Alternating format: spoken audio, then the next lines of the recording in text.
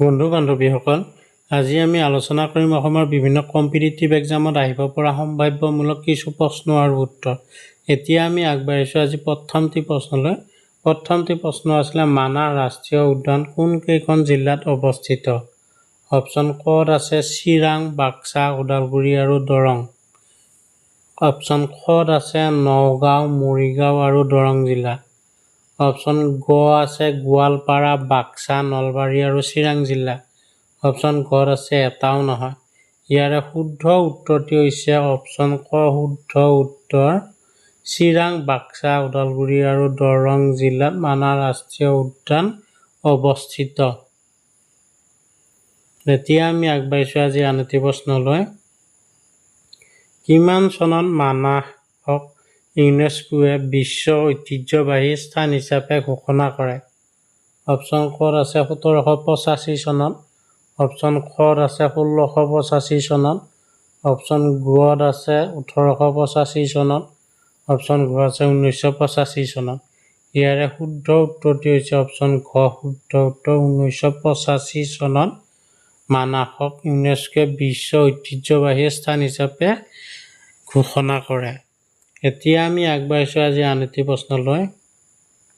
1980 চনৰ পিয়ল মতে মানাহ ব্যাস প্ৰকল্পৰ মূল অৰণ্যত কিমানটা বাঘ আছিল?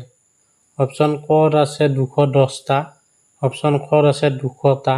অপশ্যন ঘত আছে 123টা। অপশ্যন ঘত আছে 120টা। ইয়াৰে শুদ্ধ উত্তৰটো হৈছে অপশ্যন গ। শুদ্ধ উত্তৰ 123টা। 1980 চনৰ পিয়ল মতে মানাহ ব্যাস প্ৰকল্পৰ মূল অৰণ্যত 123টা বাঘ আছিল। এতিয়া আমি আগবাঢ়িছোঁ আজি আন এটি প্ৰশ্নলৈ। ওৰাং ৰাষ্ট্ৰীয় উদ্যানখন কিমান চনত স্থাপিত হৈছিল? ইয়াতে অপশ্যন চাৰিটা আছিল। অপশ্যন ক'ত আছে 1999 চনত। অপশ্যন ক'ত আছে 1998 চনত। অপশ্যন গ আছে 1997 চনত। অপশ্যন ঘ আছে 1996 চনত। ইয়াৰে শুদ্ধ উত্তৰটি হৈছে অপশ্যন ক। শুদ্ধ উত্তৰ 1999 চনত ওৰাং ৰাষ্ট্ৰীয় উদ্যানখন স্থাপিত হৈছিল। এতিয়া আমি আগবাঢ়িছোঁ আজি আন এটি প্ৰশ্নলৈ। ওৰাং ৰাষ্ট্ৰীয় উদ্যানৰ মাটিকালি কিমান? অপশ্যন ক'ত আছে 70.28 বৰ্গ কিলোমিটাৰ। অপশ্যন ক'ত আছে 78.28 বৰ্গ কিলোমিটাৰ। অপশ্যন গত আছে 80.28 বৰ্গ কিলোমিটাৰ। অপশ্যন ঘত আছে 79.28 বৰ্গ কিলোমিটাৰ। ইয়াৰে শুদ্ধ উত্তৰটি হৈছে অপশ্যন ঘ। শুদ্ধ উত্তৰ 79.28 বৰ্গ কিলোমিটাৰ ওৰাং ৰাষ্ট্ৰীয় উদ্যানৰ মাটিকালি। এতিয়া আমি আগবাঢ়িছোঁ আজি আন এটি প্ৰশ্নলৈ।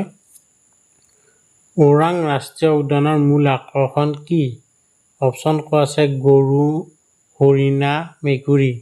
অপশ্যন খ আছে গড়, বাঘ, উট। অপশ্যন গ আছে বাঘ, ছাগলী, মহ। অপশ্যন ঘ আছে এটাও নহয়।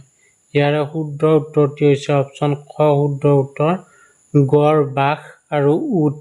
ওৰাং ৰাষ্ট্ৰীয় উদ্যানৰ মূল আকৰ্ষণ হৈছে গড়, বাঘ আৰু উট। এতিয়া আমি আগবাঢ়িছোঁ আজি আন এটি প্ৰশ্নলৈ। ওৰাং ৰাষ্ট্ৰীয় উদ্যানখন কোন জিলাত অৱস্থিত? অপশ্যন ক আছে মৰিগাঁও জিলা। অপশ্যন খ দৰং জিলা। অপশ্যন গ যোৰহাট জিলা। অপশ্যন ঘ কোকৰাঝাৰ জিলা। ইয়াৰে শুদ্ধ উত্তৰটো হৈছে অপশ্যন খ। শুদ্ধ উত্তৰ দৰং জিলা। ওৰাং ৰাষ্ট্ৰীয় উদ্যানখন দৰং জিলাত অৱস্থিত।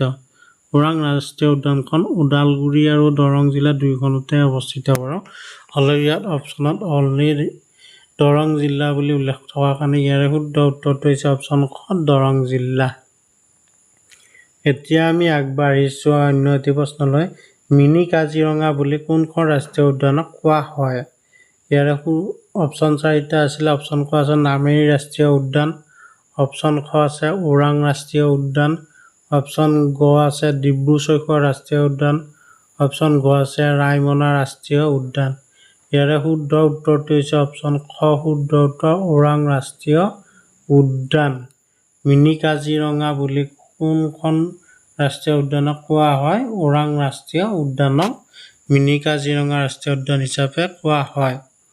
এতিয়া আমি আগবাঢ়িছোঁ আজি আন এটি প্ৰশ্নলৈ। কিমান চনত ওৰাং ৰাষ্ট্ৰীয় উদ্যানক ব্ৰিটিছ চৰকাৰে মৃগয়া বন হিচাপে ঘোষণা কৰে?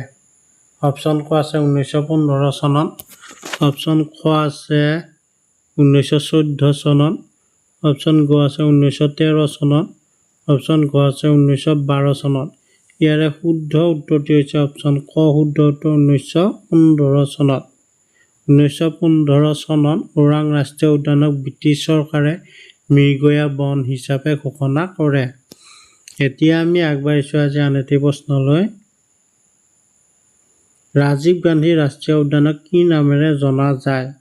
ইয়াতে অপশ্যন 4টা আছিলে। অপশ্যন ক আছে কাজিৰঙা ৰাষ্ট্ৰীয় উদ্যান, অপশ্যন খ আছে নামেৰি ৰাষ্ট্ৰীয় উদ্যান, অপশ্যন গ আছে ৰায়মনা ৰাষ্ট্ৰীয় উদ্যান, অপশ্যন ঘ আছে ওৰাং ৰাষ্ট্ৰীয় উদ্যান। ইয়াৰে শুদ্ধ উত্তৰটি হৈছে অপশ্যন ঘ শুদ্ধ উত্তৰ ওৰাং ৰাষ্ট্ৰীয় উদ্যান।